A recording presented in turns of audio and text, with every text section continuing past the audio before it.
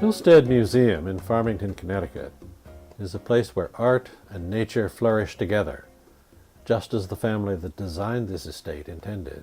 Hillstead is a colonial revival house built at the turn of the 20th century and maintained today just as it was when the family that built it lived here. Hillstead is their outstanding art collection.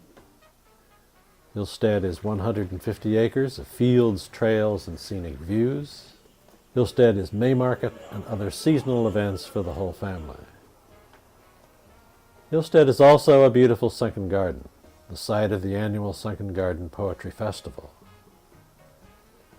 This program and the ones that follow are an invitation to you to attend this summer's series of poetry and music events. Welcome to Hillstead Museum. If you are a poetry lover or just appreciate an evening of the arts in a beautiful setting, come to Hillstead Museum this summer for the Sunken Garden Poetry Festival. Beginning on June 24th, the festival offers poetry and music on 3 Wednesday evenings and 2 Sunday afternoons all summer long. People love the informality and outdoor setting of this festival. You can bring lawn chairs or blankets, pack a picnic, or buy dinner and wine from the vendors here. There's an hour of live music first, anything from jazz to folk to classical, and then you can hear some of the best poets in the country read poetry that is relevant and accessible. The festival's ongoing popularity is evidence that poetry still holds an important place in American culture, and that poetry has a unique power to remind us of our own common humanity. For this series of programs, we have picked readings from the summer of 2014. Hillstead welcomes the following headlining poets to the 2015 Sunken Garden Poetry Festival. On June 24th, Ted Kooser. On July 12th, Marie Howe. On July 22nd, Vijay Seshadri. On August 9th, Lee Young Lee as part of Outspoken, a celebration of Asian poetry. And on August 19th, Natalie Diaz as a part of Connecticut Young Poets Day.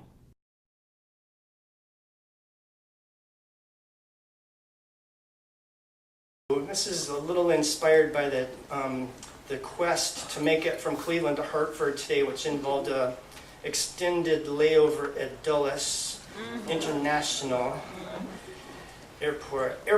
Airline and airport time is different than other people's time.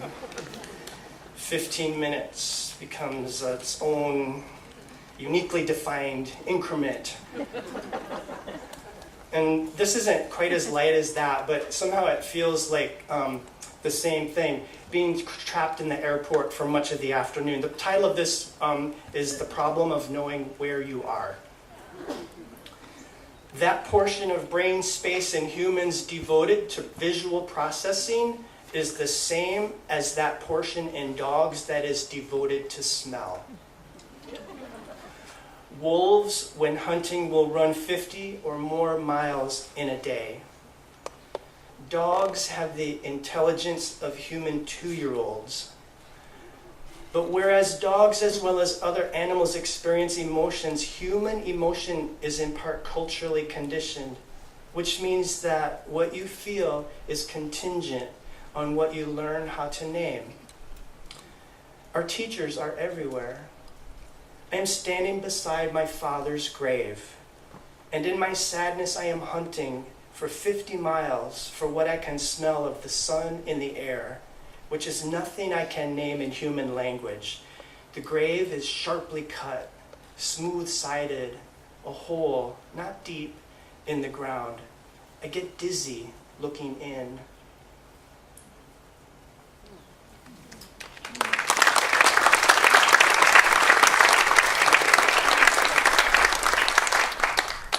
Thank you so much. Did I mention it's really nice to be here? And thank you again, Jeffrey and Tupelo, and thank you, Mark Doty, wherever you are.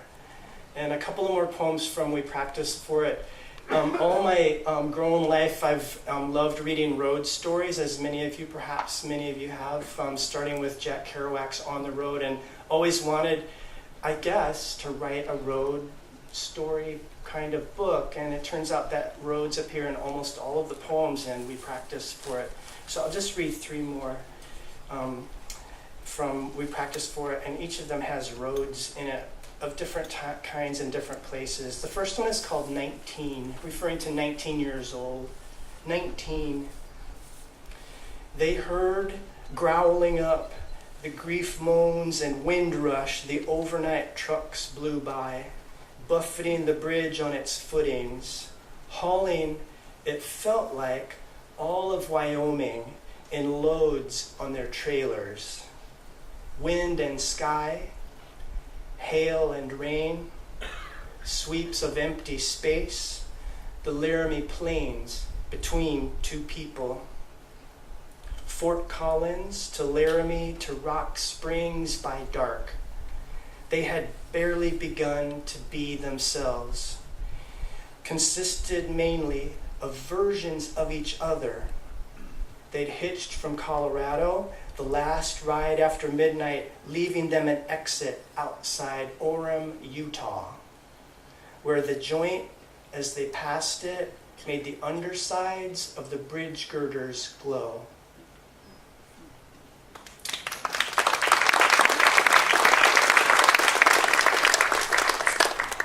And similarly, this poem is called Outside North Platte, Nebraska, Sick for Home. It's an evocation of, for me, an amazing poem by James Wright called Outside Fargo, North Dakota. And for much of my life as a poet, I've tried to write a poem that somehow caught the feeling of that incredible poem.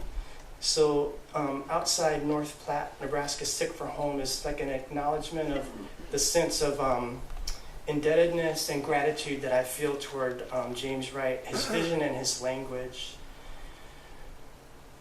A car rolls in from the highway and stops. The engine cuts off. The headlights darken. The doors open. Two men climb out into the dark in different directions. On both horizons, mist. Herds of ghosts, bison, churn the air with their hooves. So late. So tired. Past the no overnight camping sign, I wade over my head into shadows. At the back of the rest stop, up the length of a post of the right-of-way fence, I drag a match slowly and lift it slowly, then lie down and watch it burn. No wind. Down the wide valley, the highway subsides. In the shallow quiet, a cricket begins, a small flat stone in its voice, skipping. My friend drops his bundle out on the berm. Long booms of pipe, wheels of irrigation, revolve the distance in wet circles. From the end of his life, he leans over. I see him open and empty the duffel that holds every part of his love I refused.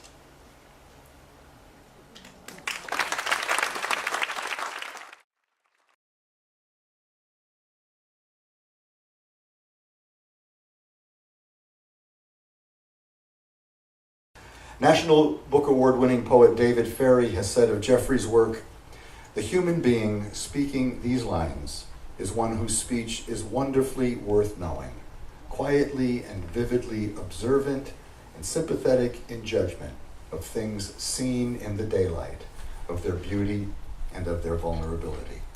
Jeffrey Harrison welcomes us warmly into his poetry, and so let us warmly welcome Jeffrey Harrison.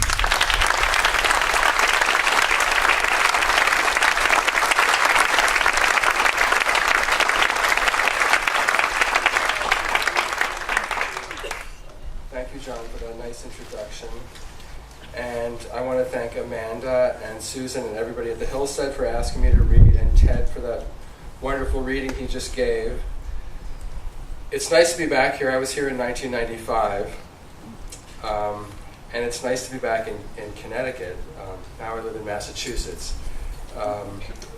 And I lived in Connecticut for 5 years, first in East Woodstock, which is called Up in the Quiet Corner, which was a little too quiet for us, and then down in Chester.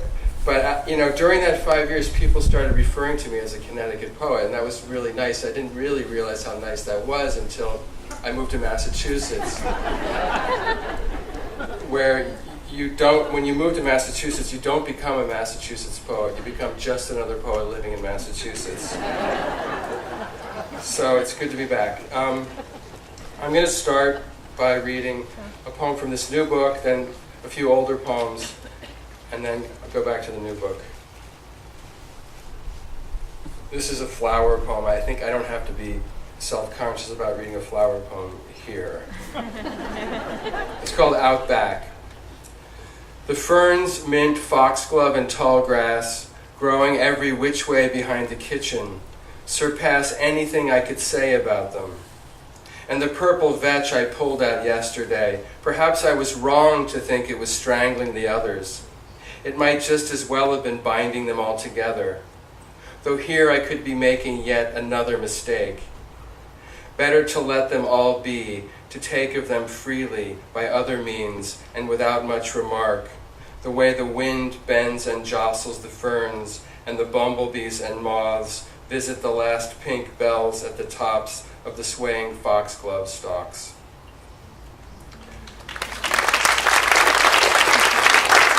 Thank you.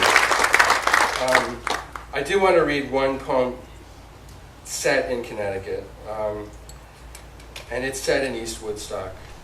They have this jamboree on the 4th of July. It's called Horseshoe Contest.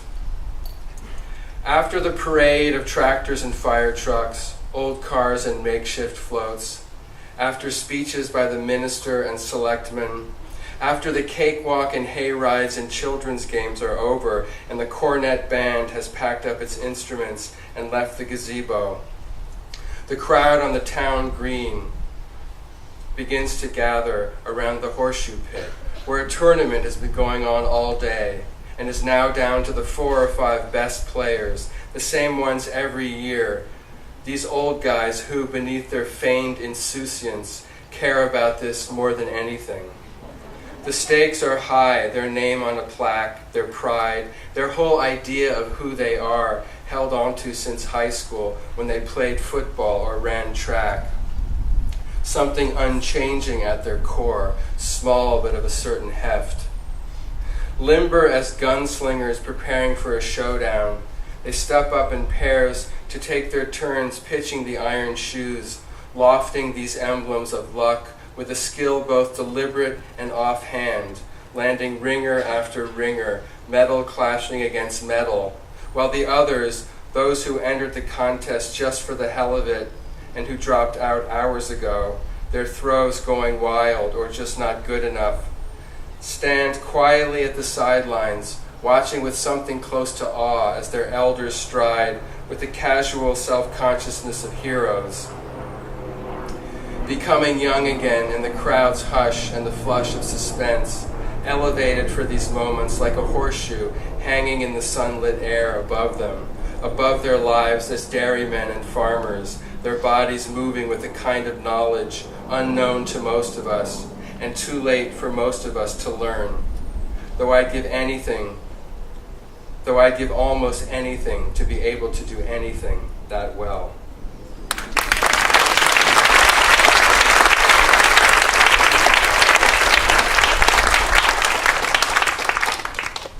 And then one more poem from that book.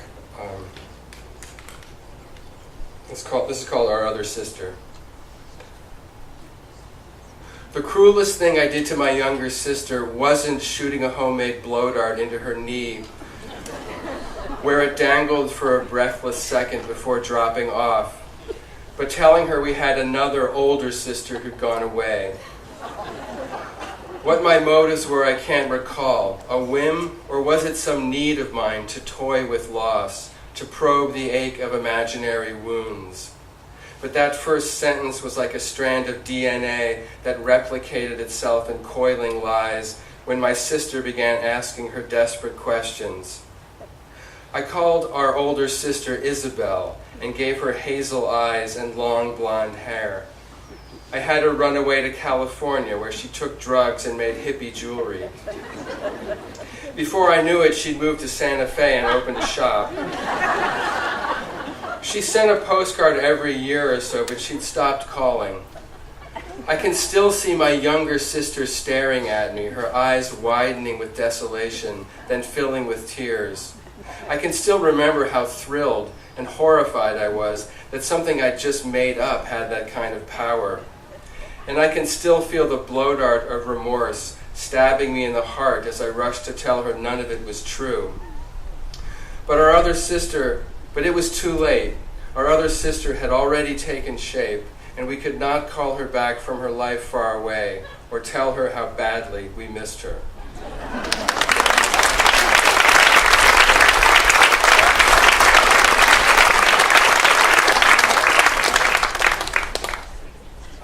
I'm going to bring this one poem out of retirement.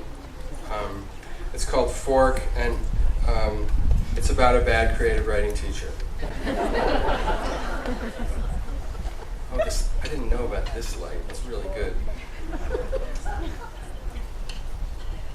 Because on the first day of class you said in 10 years most of you won't be writing, barely hiding that you hoped it would be true. Because you told me over and over in front of the class that I was hopeless, that I was wasting my time, but more importantly, yours. Because you violently scratched out every other word, scrawled awk and eek in the margins, as if you were some exotic bird, then highlighted your own remarks in pink. Because you made us proofread the galleys of your How I Became a Famous Writer memoir. Because you wanted disciples and got them and hated me for not becoming one. Because you were beautiful and knew it and used it, making wide come-to-bed-with-me eyes at your readers from the jackets of your books. Because when, at the end of the semester, you grudgingly had the class over for dinner at your over-decorated pseudo-colonial full of photographs with you at the center, you served us takeout pizza on plastic plates, but had us eat it with your good silver. And because a perverse inspiration rippled through me, I stole a fork, slipping it into the pocket of my jeans, then hummed with inward glee the rest of the evening, to feel its sharp tines pressing against my thigh as we sat around you in your dark paneled study, listening to you blather on about your latest prize. The fork was my prize. I practically sprinted back to my dorm room, where I examined it, a ridiculously ornate pattern with vegetal swirls and the curvaceous initials of one of your ancestors, its flamboyance perfectly suited to your red lipstick and silk-scarved ostentation. That summer after graduation, I flew to Europe, stuffing the fork into one of the outer pouches of my backpack.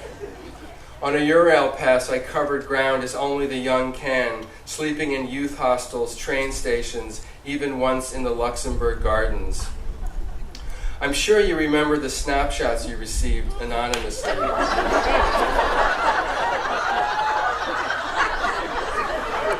Each featuring your fork.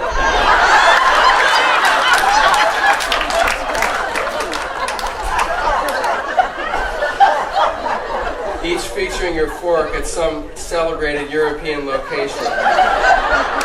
Your fork held at arm's length with the Eiffel Tower listing in the background. Your fork in the meaty hand of a smiling beefeater. Your fork balanced on Keats's grave in Rome, or sprouting like an antenna from Brunelleschi's dome. Your fork dwarfing the Matterhorn. I mailed the photos one by one, if possible with the authenticating postmark of the city where I took them. It was my mission that summer. That was half my life ago, but all these years I've kept the fork through dozens of moves and changes, always in the same desk drawer among my pens and pencils, its sharp points spurring me on. It became a talisman whose tarnished aura had as much to do with me as you. You might even say your fork made me a writer. Not you, your fork. You are still the worst teacher I've ever had. You should have been fired, but instead got tenure. As for the fork, just yesterday my daughter asked me why I keep a fork in my desk drawer, and I realized I don't need it anymore. It has served its purpose. Therefore, I am returning it to you with this letter.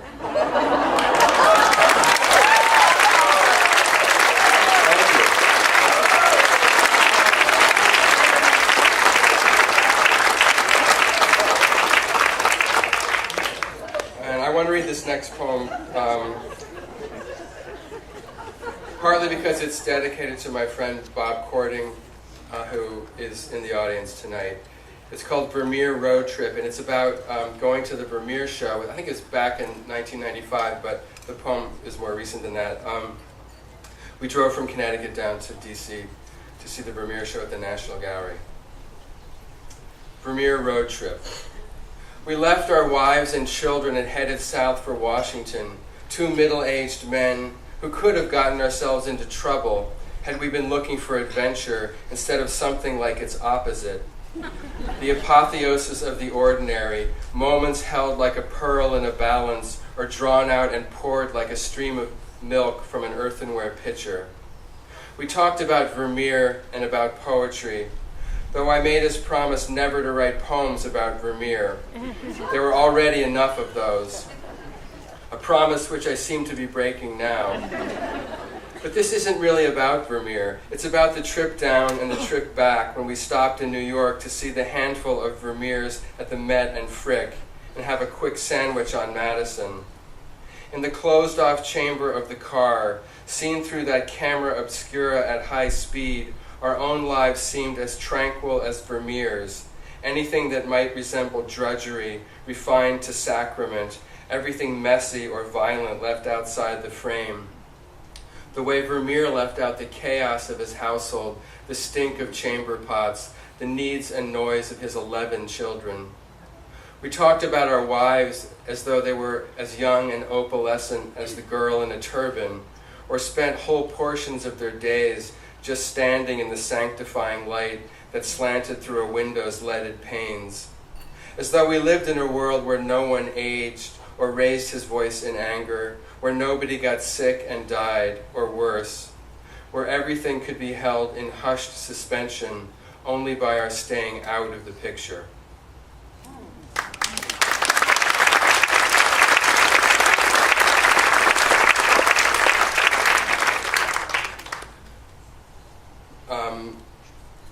Half of this book, my previous book, is about my brother's suicide, and I don't want to subject you to too many of those, but I thought I would read one, or maybe subject myself either. One of those, it's one section of a sequence called An Undertaking. It's right in the middle, and it's called His Socks, and it's just about my father and I going through my brother's apartment in Chicago. And after a suicide, everything has this strange, distorted significance, and so we really couldn't figure out what these socks were all about. His socks. Starting with the tumulus on the floor beside his dresser, clean but not yet put away, now never to be put away. A cairn of soft rocks at least 2 feet high, though many of them were not balled up into pairs, but loose or tied to their mates. There were more in the dresser, more on the closet shelves, nests of them like litters of some small mammal sleeping, or dead like the litter of newborn rabbits that froze when we were kids. We buried them in a shoebox. In every box my father and I went through, no matter what it contained, old papers, framed photos, cassette tapes, there would always be at least a few more pairs, and the one who found them would call to the other, more socks, in sad amazement or exasperated bafflement, because for the life of us, we couldn't find an explanation. And what might have seemed one of his endearing foibles, we couldn't keep from seeing as some dark obsession, one more thing about him we hadn't known, would never understand. Who could need so many socks? Nylon dress socks, gym socks of white cotton, gray wool hunting socks with an orange band on top. even a few from deep in a trunk with name tags our mother had sewn in decades ago. Enough socks for several lifetimes, though his one life was over. Socks whose heels were worn to a tenuous mesh, others in their original packaging, but most somewhere between. If I'd taken them all, I never would have had to buy another pair, no matter how long I lived. But I kept thinking of his feet and how those socks would never warm them again. I took only a few pairs, loose-fitting cotton, gray, to wear to bed on cold nights, my own feet sheathed in the contours of his.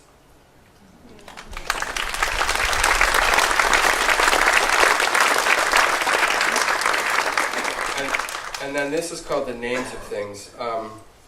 It's set in Maine in June, and it's got a lot of different flower names and other thing names. It doesn't maybe matter to anybody but me, but this was the first poem I wrote in about a 3-year period that wasn't explicitly about my brother's death, so it felt like something new a little bit. The Names of Things.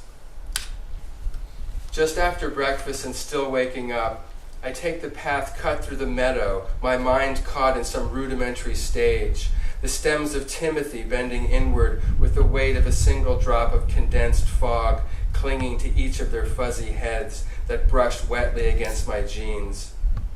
Out on a rise, the lupins stand like a choir, singing their purples, pinks, and whites to the buttercups spread thickly through the grasses, and to the sparser daisies, orange hawkweed, pink and white clover, purple vetch, butter and eggs. It's a pleasure to name things, as long as one doesn't get hung up about it. A pleasure, too, to pick up the dirt road and listen to my sneakers soaked with dew, scrunching on the damp, pinkish sand. That must be feldspar, an element of granite I remember from 5th grade. I don't know what this black salamander with yellow spots is called. I want to say yellow-spotted salamander, as if names innocently sprang from things themselves. Purple columbines nod in a ditch, escapees from someone's garden. It isn't until I'm on my way back that they remind me of the school shootings in Colorado, the association clinging to the spurs of their delicate complex blooms. And I remember the hawk in hawkweed, and that it's also called devil's paintbrush, and how lupins are named after wolves. How, like second thoughts, the darker world encroaches, even on these fields protected as a sanctuary. Something ulterior always creeping in, like seeds carried in the excrement of these buoyant goldfinches, whose yellow bodies are as bright as joy itself, but whose species name in Latin means sorrowful.